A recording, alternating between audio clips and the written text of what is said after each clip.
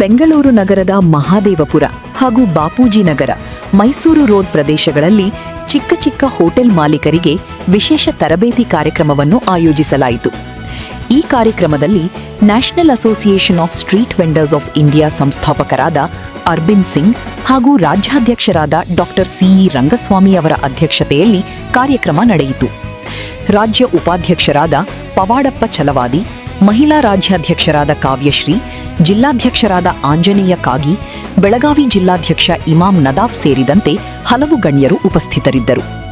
ಚಿಕ್ಕ ಹೋಟೆಲ್ ವ್ಯಾಪಾರಿಗಳು ಸ್ವಚ್ಛತೆ, ಆಹಾರ ಗುಣಮಟ್ಟ, ಗ್ರಾಹಕರ ಸೇವೆ ಹಾಗೂ ಸರ್ಕಾರದ ನಿಯಮಾವಳಿಗಳ ಕುರಿತು ಅರಿವು ಪಡೆಯುವ ಉದ್ದೇಶದಿಂದ ಈ ತರಬೇತಿ ಕಾರ್ಯಕ್ರಮವನ್ನು ಹಮ್ಮಿಕೊಳ್ಳಲಾಗಿತ್ತು.